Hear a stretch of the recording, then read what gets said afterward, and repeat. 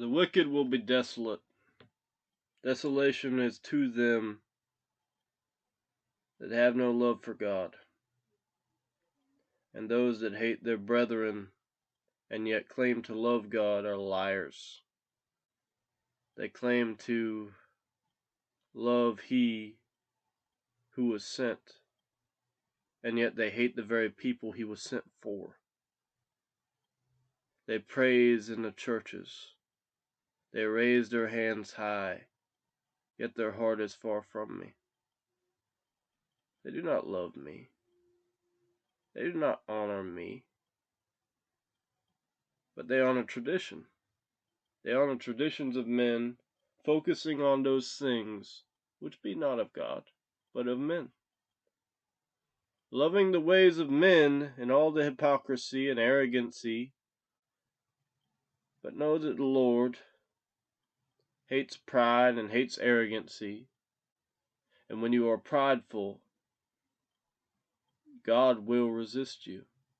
When you are prideful, you are a hater of God, not a lover of God. God is not a fan of the proud. God is not a fan of haters of His children. God is not a fan of the unforgivable.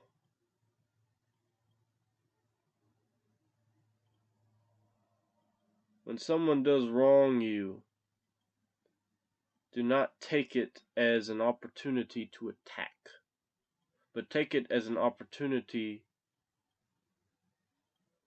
to remind yourself, who do you serve?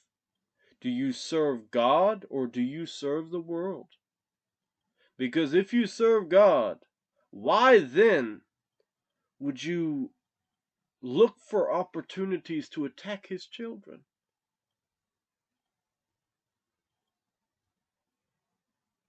Someone makes a mistake, not even of the heart, they just make a mistake, they fall. And coincidentally, they fall on you. So now you're both fallen. And you know you would have not fallen if they had not fallen on you. And yet, this is the opportunity to show that God is in you by showing love. Correction may well be appropriate, but to be of a haughty spirit, to be of a proud outlook saying, "How dare you!" Who do you think you are to talk to God's children that way? Who do you think you are to recognize yourself as a lover of God when you hate His very children? Is a father friendly with those who hate his children, with those who hate his sons and daughters? Does he make friends with people that hate his very children? Or are they a reproach unto him? Are they deemed as wicked in his eyes? Does he spend time with them? Does he still look to them as counselors when they hate his very children? God being love, God being light, He will not be dealing with any manner of hypocrisy of His children. If you claim to love God, check yourself for hate. Because even the sinners are called. Even the heathen have an opportunity to repent. You want to hate the devil? Sure, hate the devil. You want to hate the demons? Sure, hate the demons. But don't you hate another person. Don't you hate another one of mankind. Because all of them, every last one of them, has the same opportunity as you to be something more. To be a son or daughter of the Most High God. To be forgiven by Christ. A proud spirit is unforgivable. A humble spirit eliminates a proud spirit. So if you think with a spirit of pride you will get anything from God, He will resist you. If you think you can resist the devil without submitting to God, how foolish are you? But is there anything too hard for the Lord? No. For with God nothing shall be impossible. I can do all things through Christ who strengthens me. But what am I without Christ? What am I without God? Am I going to raise the mountain and cast it into the sea without Christ in me? No. Am I going to do that without the Spirit of God? No, I'm not.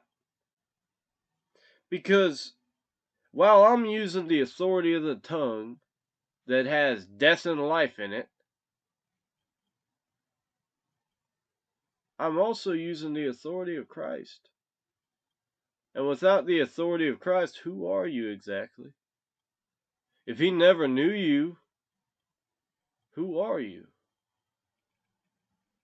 If you are so proud that you cannot forgive, then you are too proud to be forgiven. If your pride clouds your judgment and makes you haughty, then your bed is in hell, not in heaven. If you think love is a reproach unto you, then you think likewise of God. God is love. God is light. God is this whole spectrum of good things. And when you reject those good things, you reject God. Who is God without forgiveness?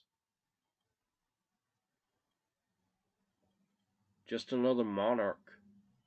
Just another ruler of a people. But when God has forgiveness, He's different.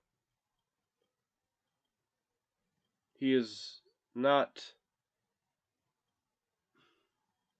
as the men of the world are. By testimony of Christ, we are something instead of nothing.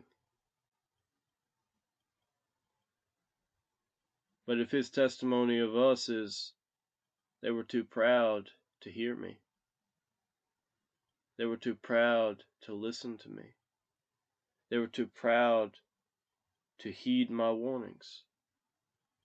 If that is His testimony of us, then He never knew us. He's the good shepherd. His sheep know His voice.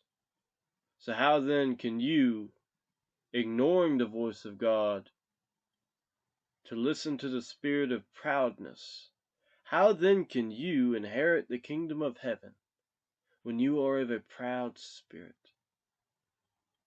If pride is what drives you, then God has nothing for you.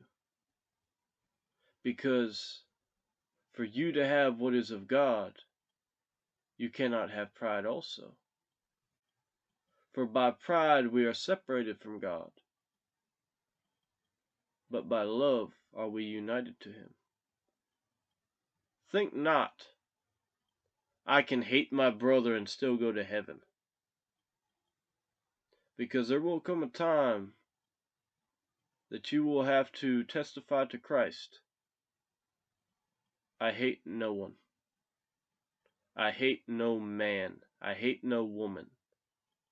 And if at that time you cannot testify, I have no hate in my heart toward my brethren, toward my sisters, you will make your bed in hell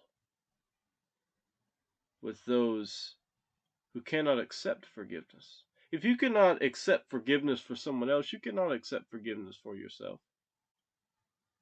Christ knows the forgiven because they are also forgivers. But if you are not a forgiver, you are not forgiven. Have a good one, stranger. Favored land, attend now.